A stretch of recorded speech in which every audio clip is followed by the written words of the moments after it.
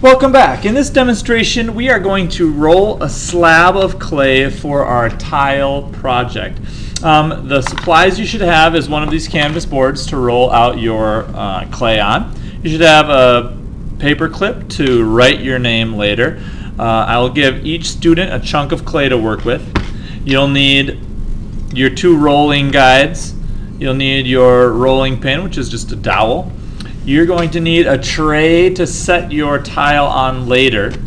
On the back of it, we're going to put a piece of tape here, and then we'll use a marker of some sort to write your name. So I'm just going to write my name on the back, Mr. Lundgren. Of course, you will write your name. And then please write your section number, like write your grade and your period that you have art class. Okay, and write whether it's an A day or a B day. All right, then what you'll need, the last thing you'll need is a little piece of paper template. This is a template that's 5.5 inches by 5.5 inches.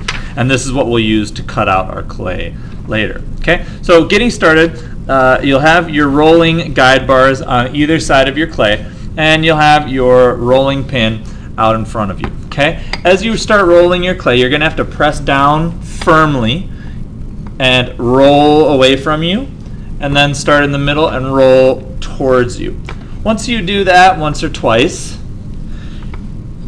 take your clay and flip it over like that. Okay, now once you flip it over, then start again rolling from the center out to the edge and rolling from the center back towards you. You're going to have to press down firmly and roll at the same time.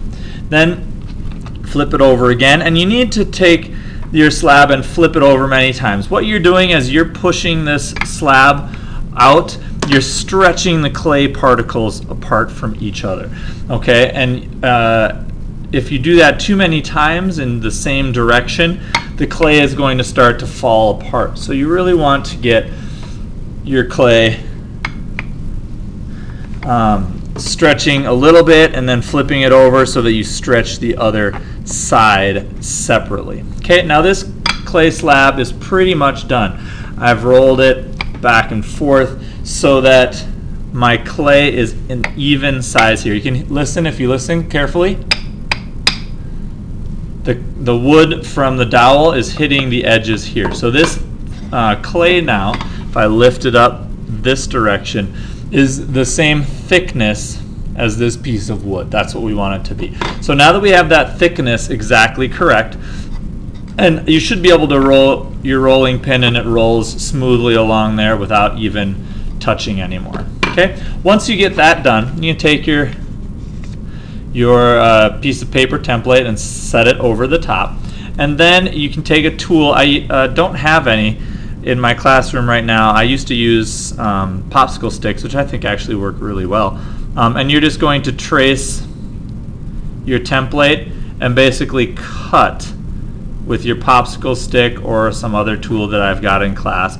I'll tell you what we've got available. This is just a sculpting tool that I found in one of the work boxes. All right, and take your leftover clay, set it to the side, so we can put it into a bin and reconstitute it. But try to use the tool. Don't cut through your clay all at once. Kids make the mistake of cutting through their clay all at once and making a zigzaggy, nasty cut. If you just give yourself a guideline to cut on, and then you just go down through that clay a couple times, it'll make it a more even, a nicer cut. All right, and cut your clay out so that it's exactly the same size as the paper, because this is the paper that matches the size of your drawing. All right, now you should have a little wad of clay for recycling. Somebody at the table will be in charge of taking that clay recycling back to the edge. Now just take your finger and smooth the edges so there's no big chunks that are coming off the edge. Now you have two sides of this, one that will be the back, one that will be the front. on the back of your clay, you can take your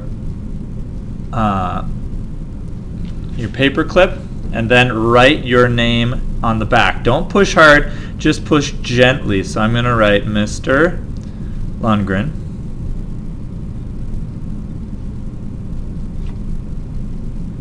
Okay, try to write it as neatly as you can, and then write your section number down here on the bottom. Now technically, you've got your name written on the back of your board, but eventually where that board is going to go away once we're firing, and you'll need to have your name on the back of your tile.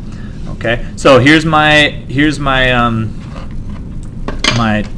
tray that I'm going to set it on, and then once you're done, take your tray, set it on top of your name, grab your canvas board, flip it over, and gently ease your canvas board off. Now you have your clay tile on your styrofoam tray, your name is on the back, and this piece now is going to be the front.